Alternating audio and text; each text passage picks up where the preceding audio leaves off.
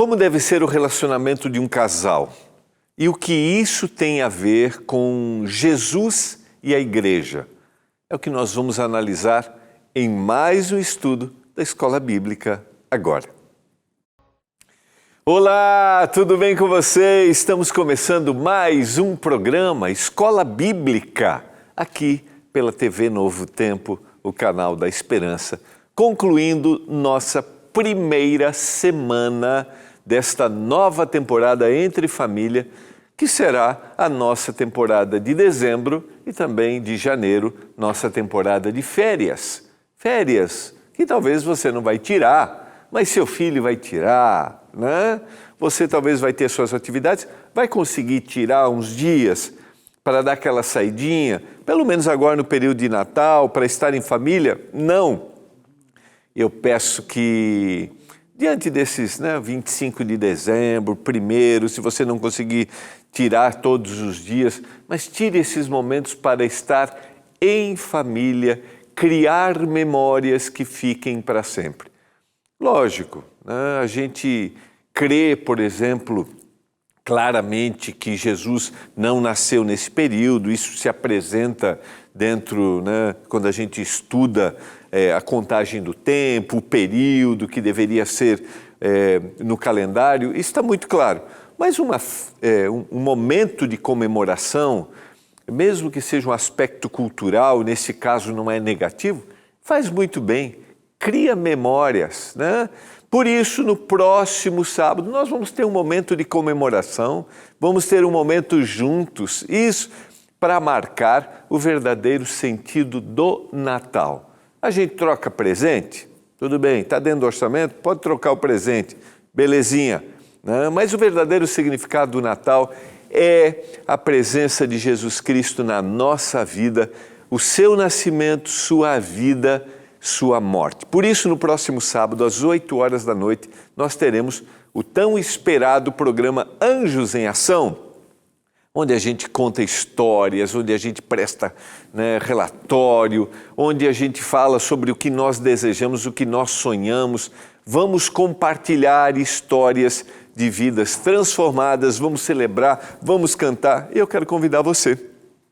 Próximo sábado, às 8 horas da noite, você é o nosso convidado especial. Vamos juntos? Vamos nos encontrar para esse momento? Não esqueça, vamos estar em família. Essa é a nossa temporada, nossa nova temporada da nossa revista Esperança Entre Família. São vários temas, nós começamos introduzindo esses temas aí nesses 3 primeiros dias. Vamos concluir hoje. E eu quero convidar você, ligue para a gente agora, peça a sua revista Esperança, 0 Operadora 12 21 27 31 21 e receba aí na sua casa, sem nenhum custo, porque a nossa revista já tem um patrocínio dos nossos Anjos da Esperança. 0 Operadora 12 21 27 31 21, tá bom? Vamos orar para que o Senhor nos dê iluminação ao abrirmos a sua palavra mais uma vez. Pai, obrigado porque estamos juntos para estudar a tua palavra. Estamos juntos para crescer no conhecimento da palavra, da tua vontade e que isso se aplique no nosso relacionamento. Neste caso, que estamos estudando nesta temporada, o relacionamento no nosso ambiente familiar. Pai, nos ajude a termos um ambiente familiar que seja feliz, que seja acolhedor, que os nossos filhos se sintam bem, que o cônjuge se sinta bem. Eu peço isso em nome de Jesus Cristo. Peço agora uma bênção sobre cada família, que a tua mão se estenda sobre eles, em nome de Jesus. Amém. Vamos lá? Nós vamos fazer hoje nossa segunda reflexão do nosso segundo estudo. Nós trabalhamos na segunda e na terça o retrato da família, qual é o retrato da família, e começamos ontem essa distinção que existe bíblica entre homem e mulher. O título é Homens de Barro, Mulheres de Osso. E nós percebemos já claramente que há uma distinção entre homem e mulher, mas isso não os coloca em nível superior ou inferior. E a gente vai explorar um pouquinho mais isso. Nós exploramos, por exemplo, o texto quando o Senhor diz que vai fazer para o homem, que não é bom que o homem estivesse só, e ele faria para o homem uma ajudadora que lhe fosse idônea. Outras traduções dizem auxiliadora. Gênesis capítulo 2 e o verso 18. Auxiliadora que seja idônea. Esta palavra, nós exploramos um pouquinho ela ontem, esta palavra não quer dizer alguém que vai servir ali como alguém que vai prestar serviços. Não, essa palavra originalmente, ela dá a ideia de socorro, de alguém que o homem vai precisar. É muitas vezes usada, a maioria das vezes usada para Deus. Eu citei, por exemplo, o Salmo 121, onde nós temos o uso dessa palavra. Elevo os meus olhos para o monte, de onde me virá o socorro. O meu socorro vem daquele que fez os céus, a terra, o mar e tudo que há. Onde você pede socorro? Alguém que pode te oferecer. Então o Senhor disse que daria para o homem alguém do seu lado que ele precisava, que ele precisasse. Então só há, e há uma outra expressão que a gente explorou, não é bom que o homem esteja só, ou seja, a ideia de que a criação ainda não está completa. Então só existe completude na existência do homem quando Deus cria a mulher. Então hoje nós vamos explorar um pouquinho mais, porque infelizmente, dentro da nossa cultura, nós temos essa ideia de inferioridade. E na época de Jesus também, nós vamos explorar isso lendo o texto. Está aí o texto que nós exploramos ontem, disse mais o Senhor Deus, não é bom que o homem esteja só, far-lhe-ei uma auxiliadora que lhe seja idônea. Agora vamos explorar um pouquinho mais, porque nós vemos que infelizmente se desenvolveu uma ideia negativa a partir de interpretações equivocadas do texto bíblico, descontextualizadas. Como o texto que está em Efésios capítulo 5, versos 21 a 33.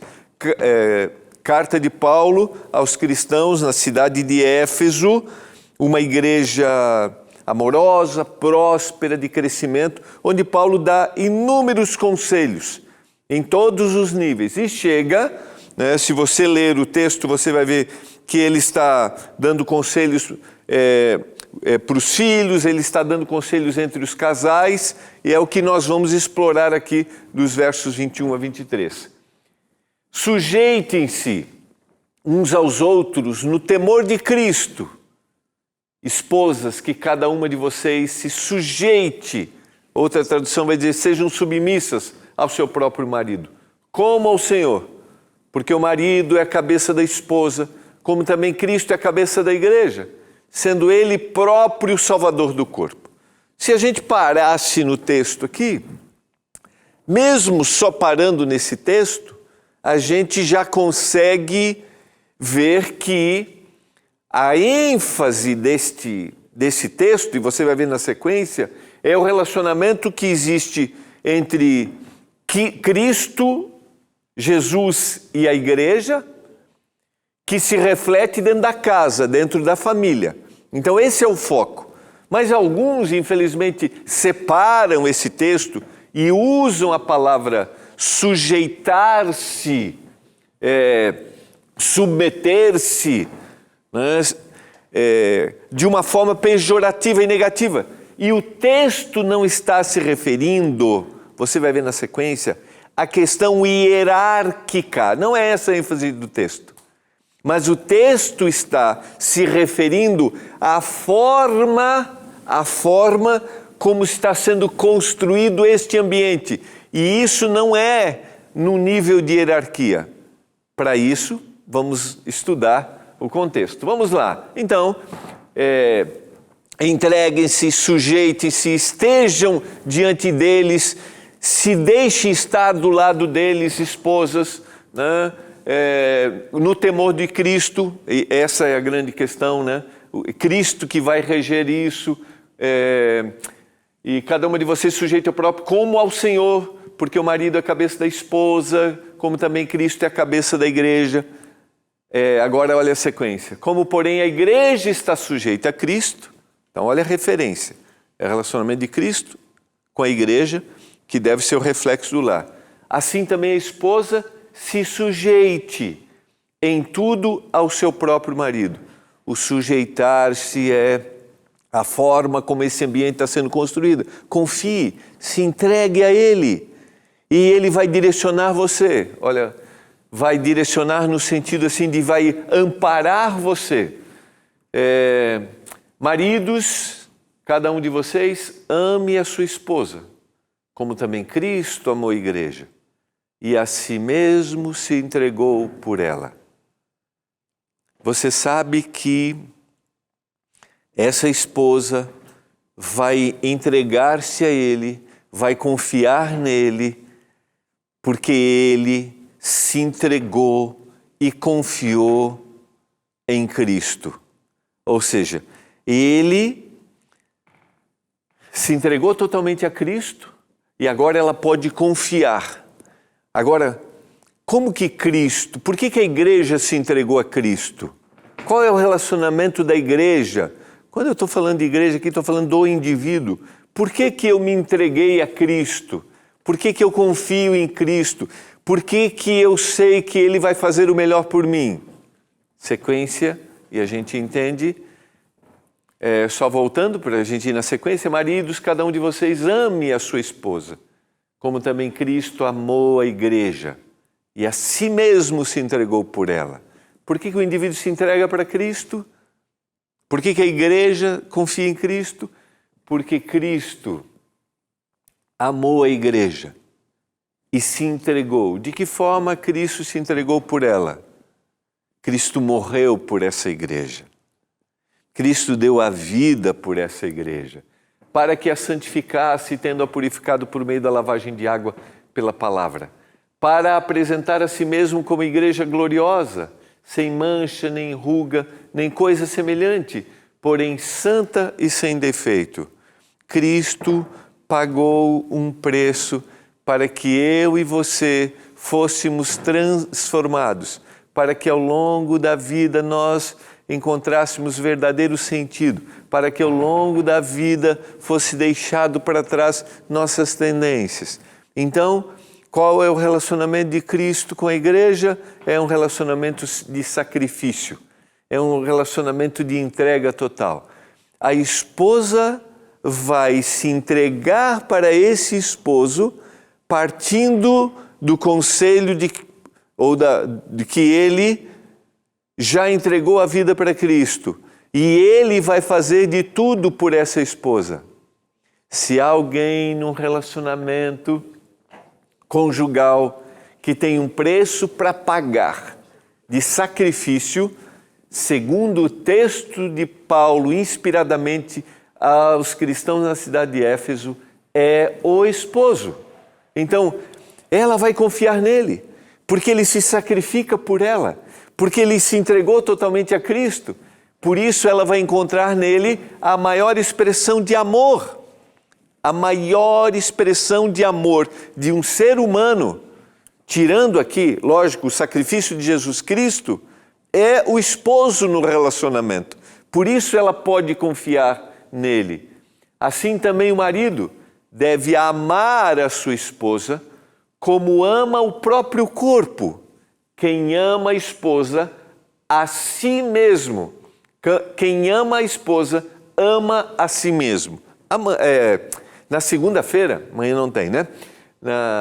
Na segunda-feira a gente vai trabalhar um pouquinho esse tema do que é o amor dentro da visão bíblica. Eu já falei aqui algumas vezes, porque infelizmente nós temos uma visão equivocada. Nós achamos que isso está muito mais relacionado como eu me sinto em relação ao outro. E você sabe, de alguma forma a cultura vai nos diluiu a essência bíblica dessa palavra que se chama amor. A gente vai explorar isso na segunda-feira. A gente ama, né, um restaurante, a gente ama um sanduíche, a gente ama um local que a gente, um hotel, e não é isso. Biblicamente não está relacionado a isso. Biblicamente, o amor se demonstra através da prática, do ato. É exatamente isso que o texto quer dizer. Então, por que a esposa vai confiar? Por que a esposa vai estar diante do seu esposo e dizer assim, construímos aqui um relacionamento em que eu vou confiar em você na condução dessa casa? Por quê? Porque ele amou ao Senhor Jesus Cristo primariamente e ele ama a sua esposa. E ele demonstra isso. Porque eu amo a Cristo? Porque ele me ama primeiro. Porque sua esposa, estou falando aqui agora para um casal, para o esposo e a esposa, estou falando aqui para você. Por que a sua esposa vai se entregar e confiar em você? Porque você a amou primeiro e você demonstra isso. É isso que o texto está dizendo. Sequência, verso 29 e 30. Porque ninguém jamais odiou o seu próprio corpo. E ele vai demonstrar isso, ele vai ser cuidadoso. Ao contrário, vai alimentar, vai cuidar dele, como também Cristo faz com a igreja. Porque nós somos membros do seu corpo. Lembra bem, este compromisso que se assume, essa aliança do casamento, do relacionamento, não é um momento, não é uma ocasião, mas é a vida. Por isso ele vai fazer isso todos os dias. Vai renovar esse compromisso todos os dias. Ele vai revelar todos os dias que ele está disposto a se sacrificar por ela. Assim como Cristo fez, ele vai alimentar, assim como Cristo procura alimentar a igreja, como Cristo deseja salvar a igreja. Fica claro para você que o texto não está se referindo a um processo hierárquico, mas simplesmente a ideia de como será esse ambiente. A esposa confia, porque ele, o esposo, demonstra amor, vive amor. E o amor é a sua prática constante. E a gente vai explorar a prática de respeito. O texto diz a prática de cuidado, a prática de zelo.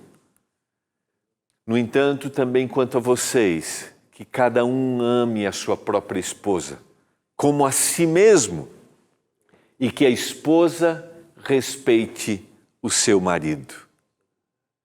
O lar cristão deve ser a ilustração da relação que existe entre Cristo e a igreja. E eu estou falando para você que talvez tenha cultura religiosa. Você sabe qual é a relação de Cristo com a sua igreja? A relação de amor e de entrega. Se eu estou falando para você que ainda não vive este ambiente religioso, eu quero te convidar a conhecer no texto bíblico a maior revelação de amor que existe, que foi o sacrifício de Jesus. E o Senhor está dizendo assim, é assim que deve ser o esposo com a esposa. É assim que deve ser esse contato constante. Em outras palavras, faça para o seu cônjuge aquilo que Deus fez por você em Jesus. Quando a esposa cristã sujeita-se a Cristo e deixa que Ele seja o Senhor da sua vida, não terá dificuldade em sujeitar-se a este marido que também se sujeitou a Cristo e que também revela seu sacrifício por ela, a sua esposa. Da mesma forma, se o marido estiver sujeito a Cristo e o amar acima de todas as coisas, ele não terá dificuldades de amar de forma sacrificial e santificadora a sua esposa. Eu acho que essa palavra aqui, ela é muito significativa e a gente deve sublinhá-la. Ele vai amar de forma sacrificial. Ele está disposto a pagar o preço. Agora, por que ele está disposto a pagar o preço? Porque a vida dele, desse esposo, não está centralizada nela mesma. Ele não tem uma visão egoísta, ele tem uma visão altruísta, uma visão amorosa. E o contrário do egoísmo é essa expressão de amor, que foi exatamente o que Cristo fez. Dá para entender porque existem conflitos, a gente vai explorar isso ao longo dessa temporada. Existem conflitos porque nós centralizamos nossa vida em nós mesmos. Nós mesmos.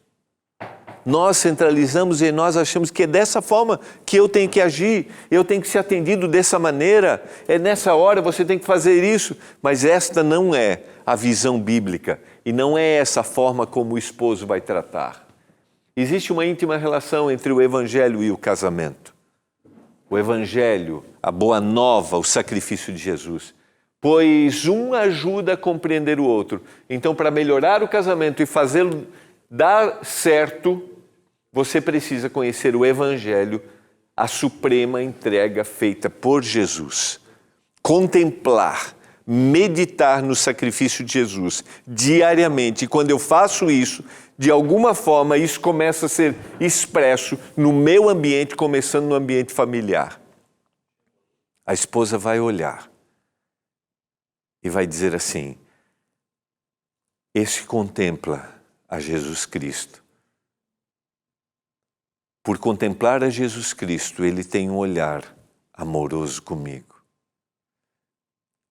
Aí eu estou falando para você que talvez gostaria de argumentar comigo.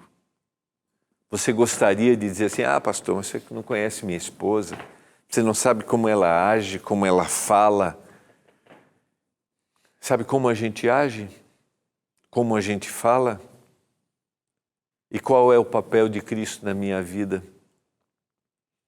Ele morreu por mim, para que a minha vida fosse transformada. Por isso, clame pelo poder do Espírito, para que diante de um cenário como esse, você não transfira, não diga assim, a culpa é dela. Se você mudasse, se você fosse diferente, peça que o Espírito te dê percepções claras das suas ações, porque culpar o outro, nós falamos isso no início do nosso estudo, na segunda-feira, culpar o outro. Quando o pecado surgiu, culpar gerou conflitos. Foi a mulher que o Senhor me deu. Essa transferência, o Senhor não culpa, o Senhor nos perdoa, o Senhor nos salva. Tenho entre vocês o mesmo modo de pensar, diz Filipenses 2, 5 e 6. O mesmo modo de pensar em Cristo, que mesmo existindo na forma de Deus, não considerou ser igual a Deus, algo que deveria ser retido a qualquer custo. Mas ele fez o quê? Ele se esvaziou assumindo a forma de servo, tornando-se semelhante aos seres humanos e reconhecido com figura humana. Ele se humilhou, tornando-se obediente até a morte e morte de cruz. O Senhor está dizendo aqui, se eu desejo ter bom convívio, começando dentro da minha casa, eu tenho que ter essa forma de servo, eu tenho que me esvaziar do meu eu, daquilo que eu quero, da minha vontade, dos meus desejos. O Evangelho muda a mentalidade que leva as pessoas a cultivarem relações desiguais, de superioridade e inferioridade. O Evangelho nos dá uma outra percepção. Talvez a cultura, as tradições ou certas interpretações incorretas da Bíblia levem alguém a pensar que em um casal existe um que é superior ao outro e que essa condição lhe permite fazer exigências. Esse é um equívoco. Embora existam cristãos que pensem dessa forma, quero dizer para você que essa não é a proposta de Deus. No amor verdadeiro, queridos, não há imposição de autoridade, mas de diálogo e de assertividade. No amor verdadeiro, não há grosserias. Não existe grosseria. Mas no amor verdadeiro, existem expressões de carinho e de ajuda. No amor verdadeiro, não há opressão, mas há esforço para que o cônjuge cresça como pessoa. Na época de Paulo, o mundo grego tinha exatamente uma relação desigual entre homens e mulheres. Isso influenciou o ambiente religioso. A verdadeira relação afetiva se dava entre amigos.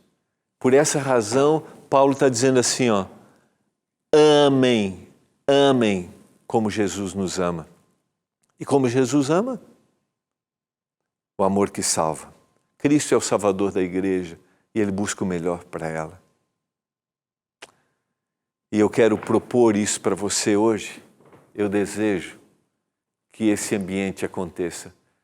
Ambos os cônjuges devem se sujeitar ao convívio do Evangelho por uma parceria amorosa, feita de uma liderança servidora e de uma submissão mútua.